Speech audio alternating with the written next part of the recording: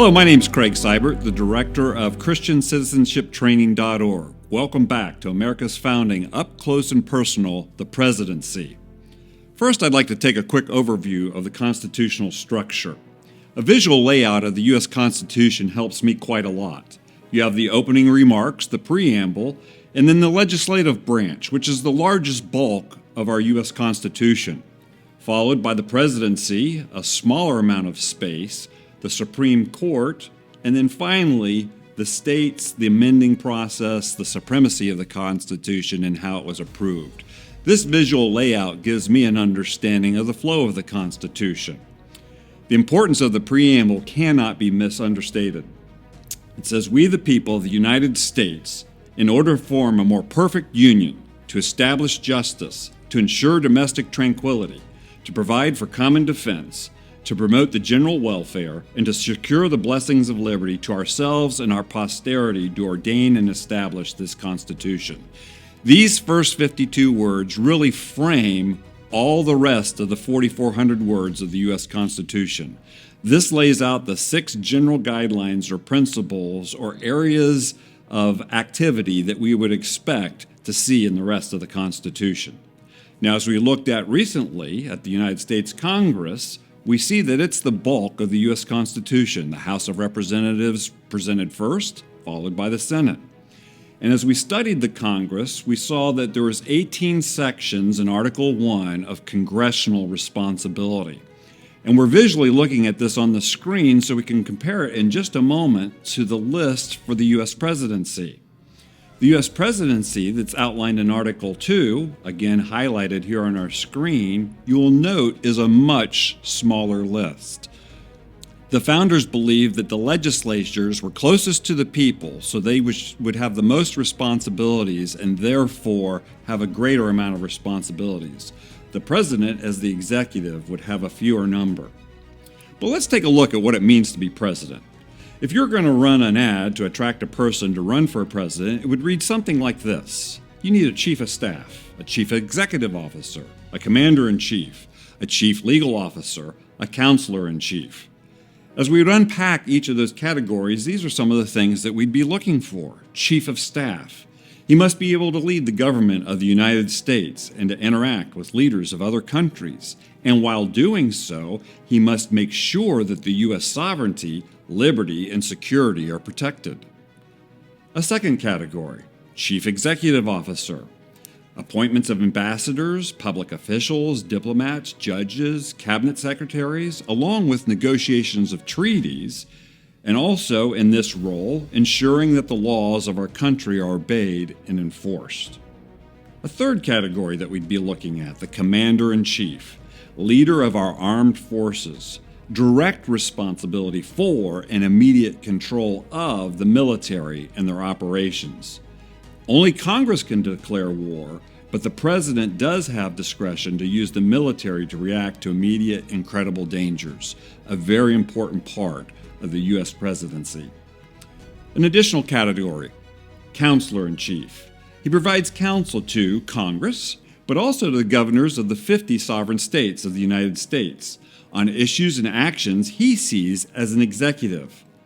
He must also be a solid and firm voice on the protection of individual rights and to remind all branches of that truth.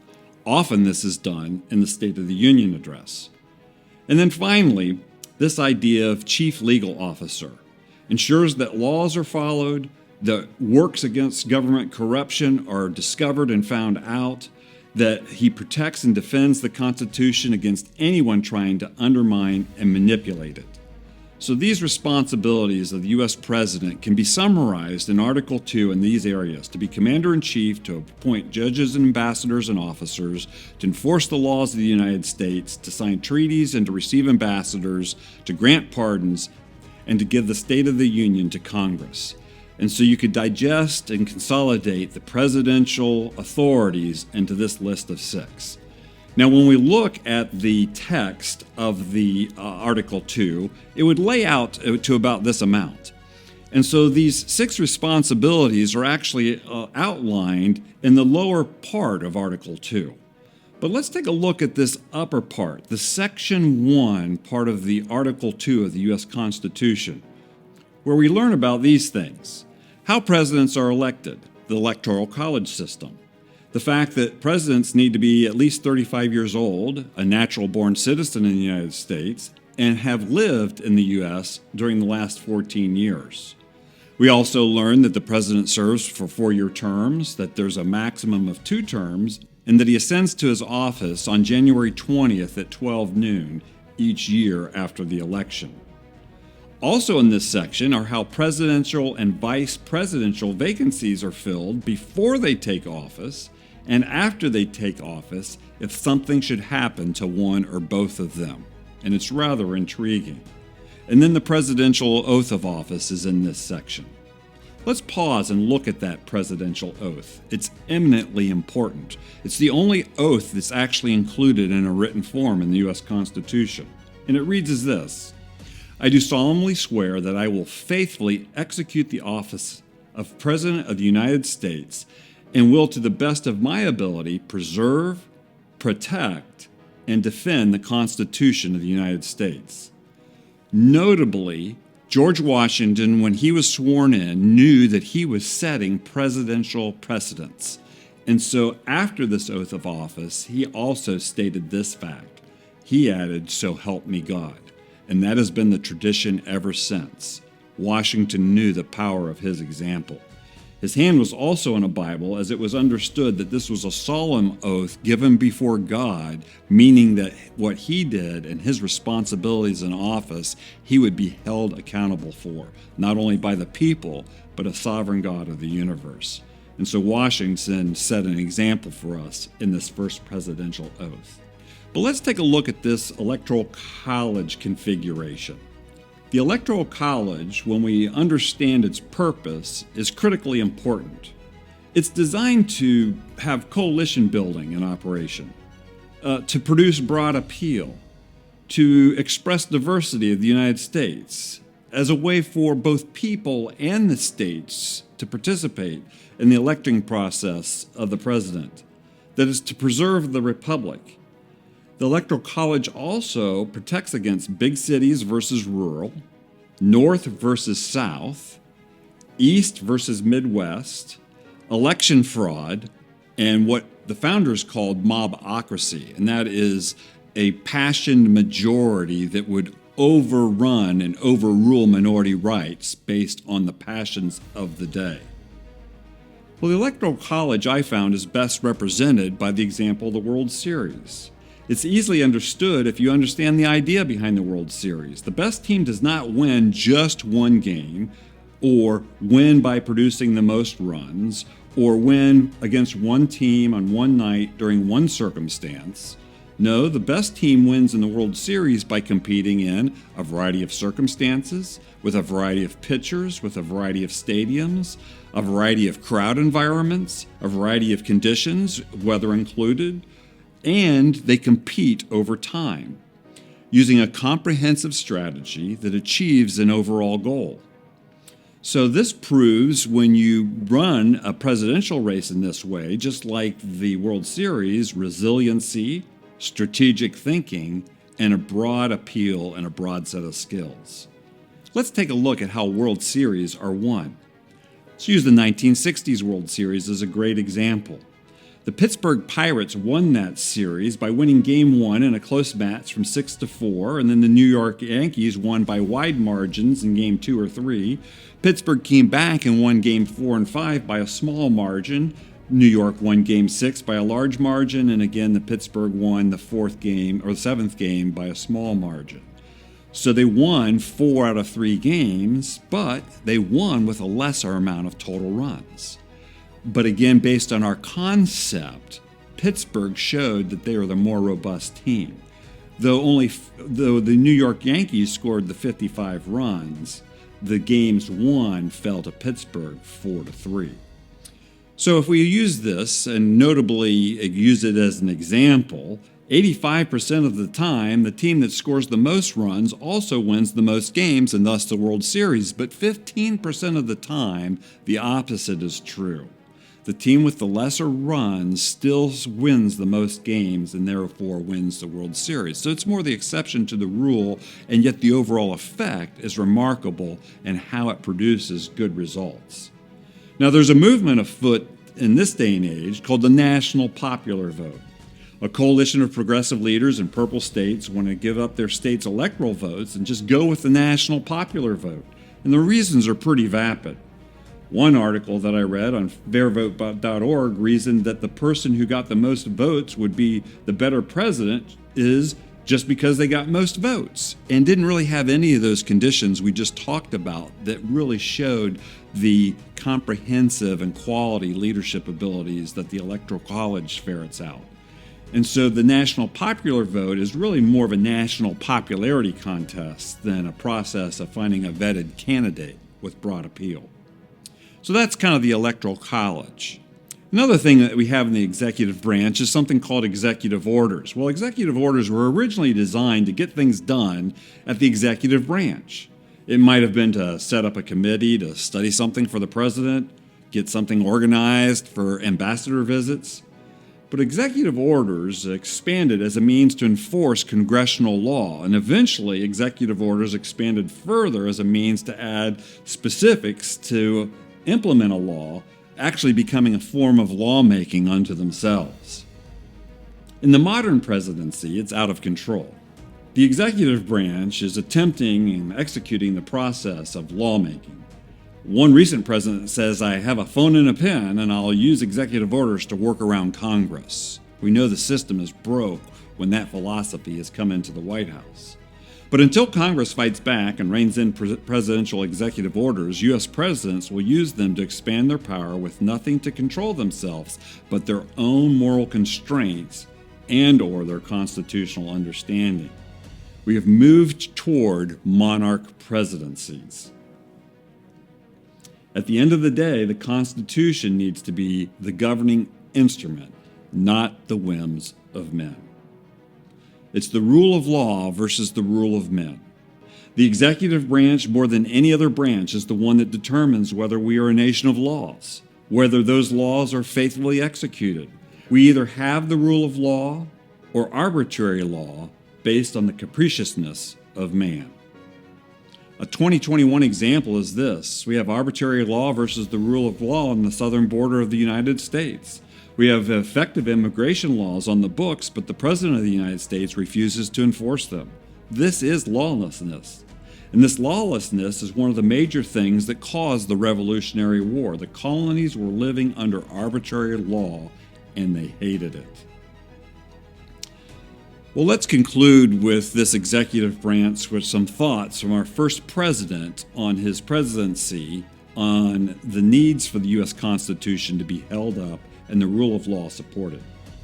George Washington, in his inaugural address, very early on with his remarks, said this: "No people can be bound to acknowledge and adore the invisible hand which conducts the affairs of men more than the people of the United States. Every step by which they have advanced to the character of an independent nation seems to have been distinguished by some token of providential agency."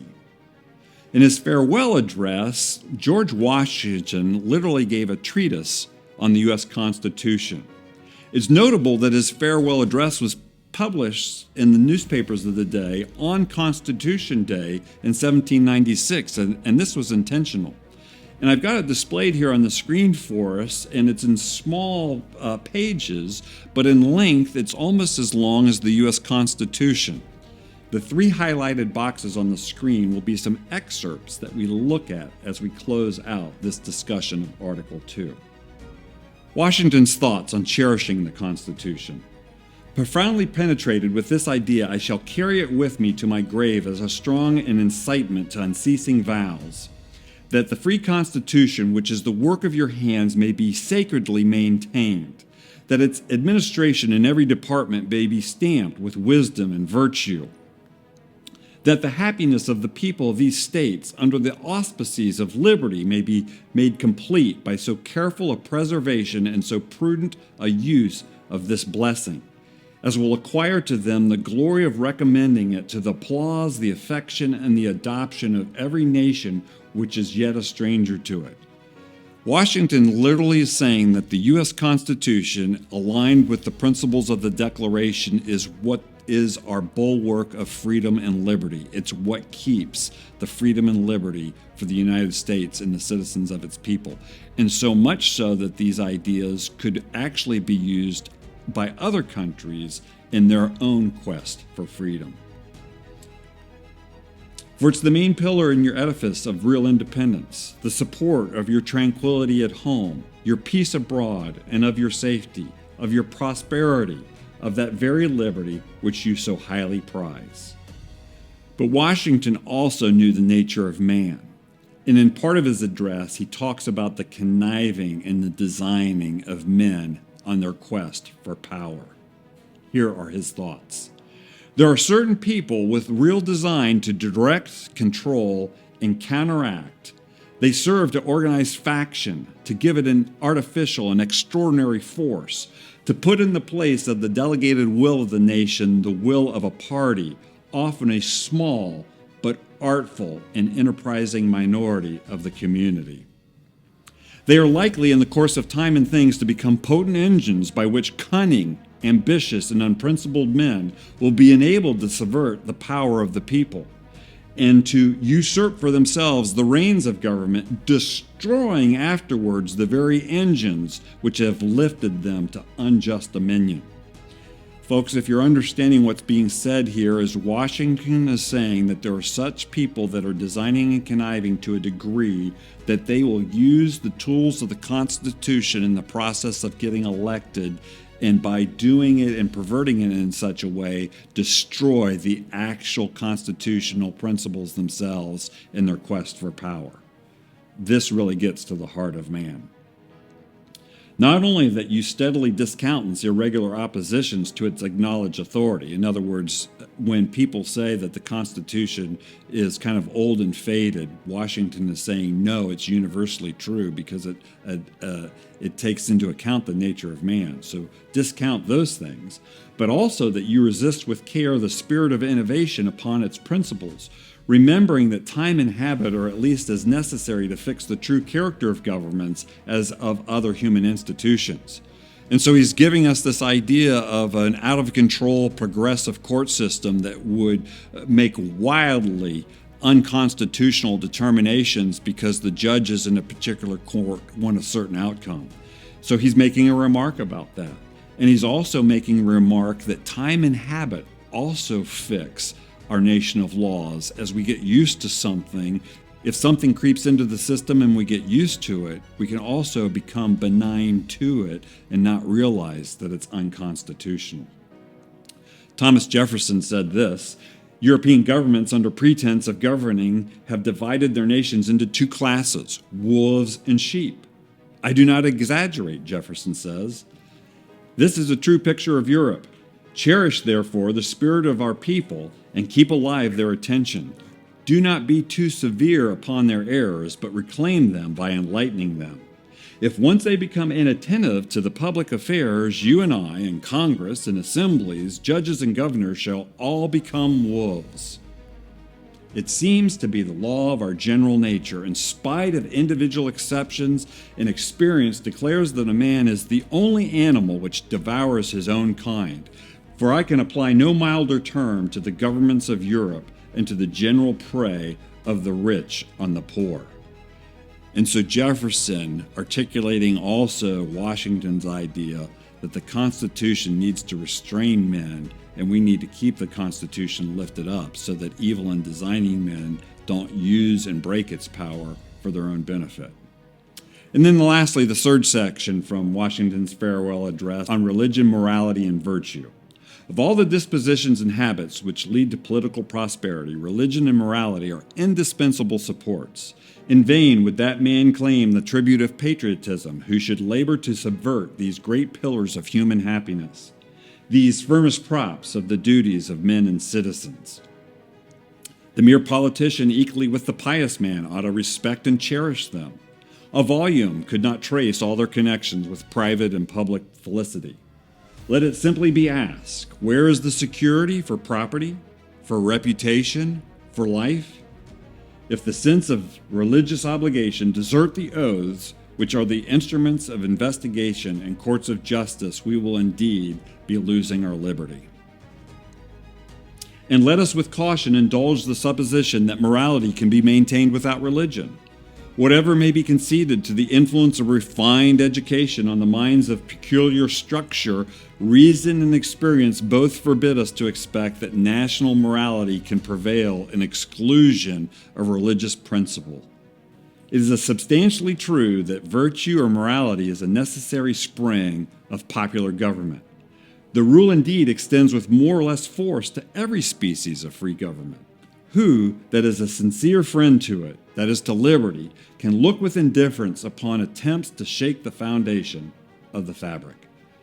And so the summary of Washington's thoughts here is that men of character and women of character need to be folks that are not only people of character, but of faith and morality and religion and vision, in such a fashion that they have a vision for the upholding of the principles of our constitutional republic. You see, righteousness exalts a nation, and sin is a reproach to any people. This is America's Founding, Up Close and Personal, Article 2, the Presidency, and my name is Craig Seibert, Director of ChristianCitizenshipTraining.org.